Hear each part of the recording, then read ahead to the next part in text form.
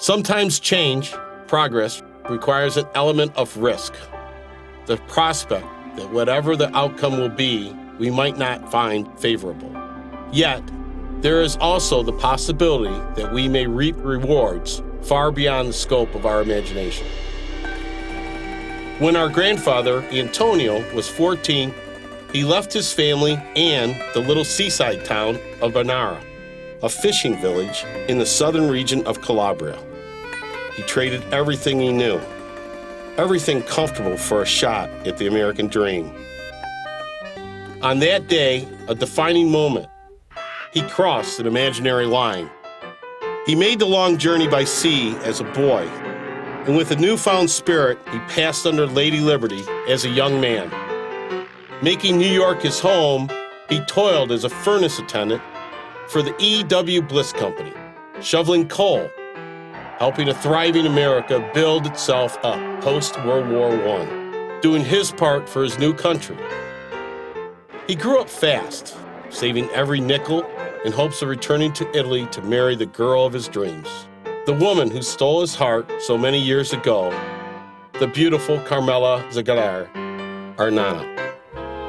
Together and in love, they returned to the Great Depression, and not too long after, a Second World War. But they did what they always did. They continued to work hard, stay focused on what was important, and they remained resilient. It was a struggle that forged the kind of values that remain with our family still today.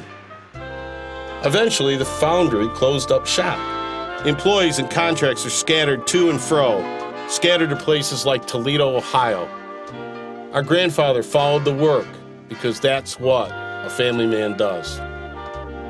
Soon, another war, but this time our grandparents saw their only son, Joe, return from the front lines of Korea. America was still every bit the land of opportunity, and in the spring of 1953, they forged ahead into a new unknown, a new adventure, the food service industry, all with a new appreciation for life. It started out as one man and one truck, with weekly trips to Detroit for all the best Italy had to offer in imported goods, such as cheeses, salami, prosciutto, and olive oils.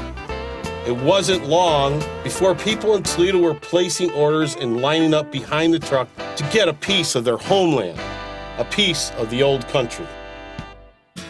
Together, they decided to take a chance, a risk. So they crossed another line and bought a raggedy old storefront near the Toledo Art Museum, the very first Sofo Foods. Our grandfather manned the store, Dad grew the delivery business, and Nana watched the cash register, like a hawk. She didn't speak any English, but she spoke English, if you know what I mean. It wasn't long before our father took over and grew the company far beyond anything our grandparents could have imagined.